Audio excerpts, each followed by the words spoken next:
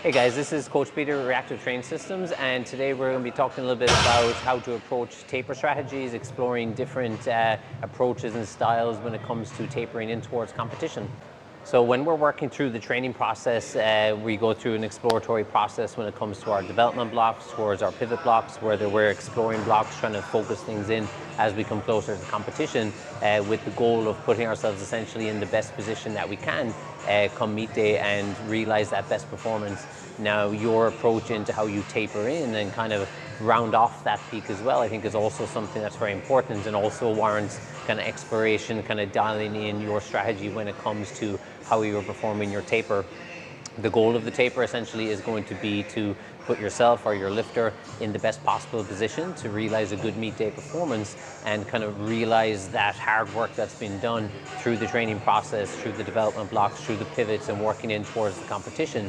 So I think it makes sense that you want to give yourself the potential strategies, kind of look at the tapers you've done in the past, what worked well, maybe what did you feel may not have worked so well, and kind of dialing in that overall taper approach over time so that you can consistently bring those best performances and good meet day performances to the platform. So when it comes to general overall approaches into tapering, there's a couple of main approaches that you'll see.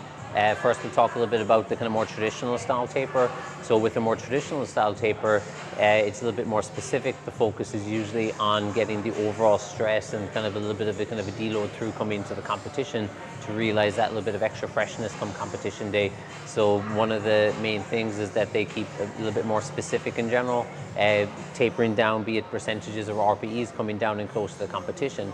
Now, every approach is going to have some strengths and some potential weaknesses there as well. So I think when you're looking at what type of strategy you want to incorporate or what kind of mix of those strategies, looking at what the individual lifter needs, where does that priority of where do you feel the best response is going to come from, and on that scale of where those kind of advantages and disadvantages lie.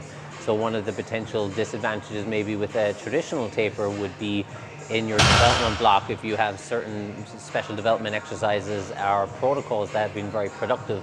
Now, any movement or protocol, let's just say, that's made it into your competition prep block, your greatest hits block as such, usually is there because it's been a good responder. It's been something that's been good to you through the training process and has been working well and through that block. Now, usually that's because maybe it's working on a particular range of motion, a particular skill, a particular aspect of the lift, which gives you a good carry through in terms of your overall performance. Now, with a traditional taper, you lose that opportunity in that week of the competition to be able to kind of heighten in that skill and get that exposure through. So again, for some lifters, that might be totally fine. And again, if a traditional style taper approach works well and you see competition performances that you're quite happy with, then that's totally fine as well. But it could be something to kind of look at as well, especially maybe if you find that you've ran traditional taper and maybe the performance on meet day wasn't exactly what materialized as much as you would have liked. Did it reflect the actual numbers that were being trended through during the training process? Looking at those aspects, is there ways that we could kind of offset those kind of strengths and weaknesses? One of the other types of overall training approach that you'll see quite often with emerging strategies will be the flip week.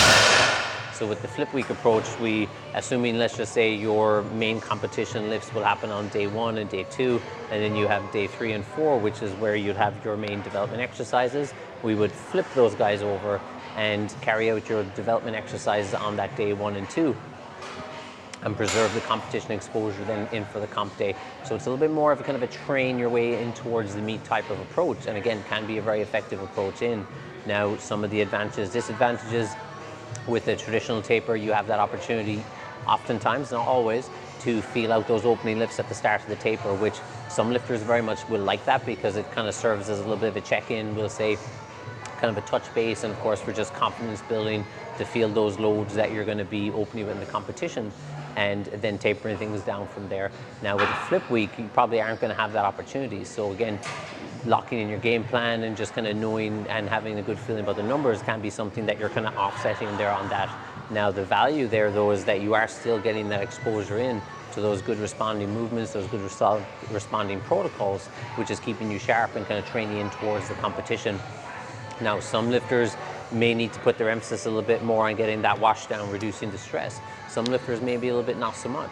So again, one of the ways that you want to focus in on your taper strategy, and potentially maybe what you see in terms of the pivots and the pivots you've ran as well, might give you a little bit of an indication on, does this lifter need a little bit more in that kind of lessening down the overall stress, or do they need to kind of keep sharp in coming through in the taper? Again, our ultimate goal, what we're trying to realize here, is to put the lifter in the best possible position to perform well on meet day. So over time, working with different lifters and seeing kind of different circumstances and that we've kind of been presented with, and also just the response in the tapers, has kind of led me oftentimes to kind of find a blended approach in between the flip week and the traditional taper.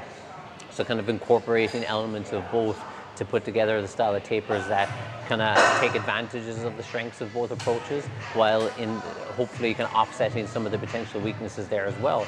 Now with those kind of, I've kind of called it the flip taper approach. And kind of the hallmarks of that would be, on the first day of the taper, we are retaining in some of our skill development movements. The first day will be a little bit more challenging in the sense that you do have those opening competition lifts, but following those lifts, you'll come in with your main development exercises. So for example, if you've been using 2-count pause squats throughout the block, now depending on the style of protocol as well, let's just say as an example, your protocol for your 2-count pause was a single at 8 and 80% for triples or something along those lines. So after you've had your opening squat on the first day of the taper, you'll switch into the back off work then for your special development exercise. So we're not getting too much work with the competition squat, but we are getting that little feeler outer of those opening lifts, and we're also getting that skill development aspect and that kind of familiarity with that movement that's been a good responder and what protocol has been a good responder. Similar idea on the bench press, where you have the opening bench press and then one of your development exercises, again maybe a pin bench or a close grip bench or whatever it has been in that block and being a good responder lift, mostly with its back off work. Then the opening deadlift, now depending on the length of your taper, of course, when you're tapering into, is this a Friday competition, a midweek competition, a weekend competition, all those things will also factor in. But usually the deadlift opener may be on the day 2 of the taper having some deadlift accessory work, but again, it's going to depend on the individual lifter. Sometimes where that kind of emphasis on, do we need to bring down the stress more or do we need to kind of keep the sharpness more? Now generally coming in on the second day of the taper, we'll have maybe some of our SPE movements, so kind of more of our reppy movements, which again have been good responders in that development block. So keeping familiar with those kind of patterns that have been good to you, so that we're keeping in touch with those well-responding movements. Now potentially we want to get some maybe an SDE movement in on the bench. Now depending on the lifter at this point also, you could start to maybe pull down the protocols a little bit to just kind of keep along with that overall reduction, the overall stress. Again, depends on the lifter, on which lifters will need that a little bit more than others.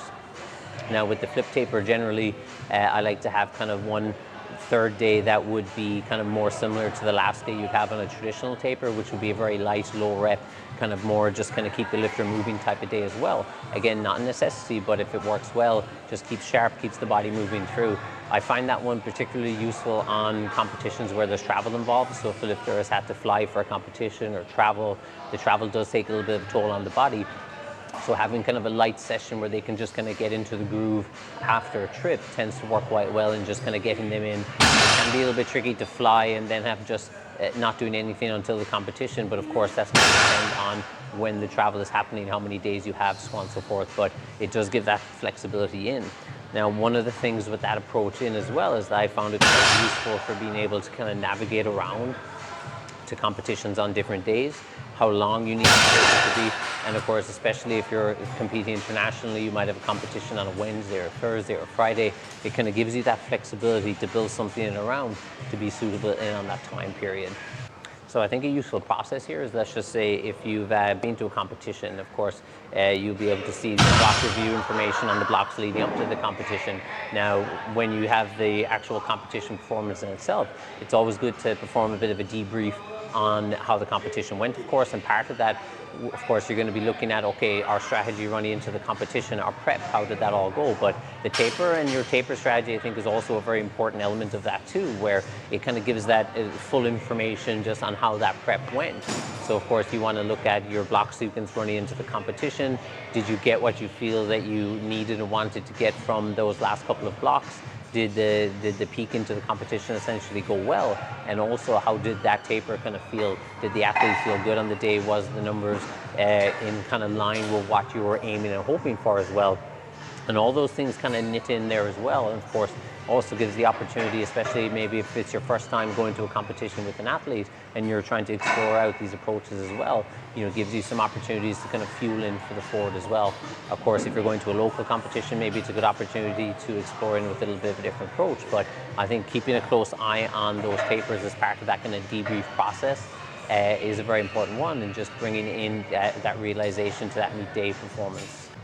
Hi guys, thanks. And if you'd like to delve a little bit deeper into kind of the overall approach when it comes to tapers, and of course other aspects of programming as well, we have a full lesson on taper strategies and taper approaches in the Foundations of Programming course, which was recently released as well, and also as part of the RTS Training Lab. So thank you very much, and take care.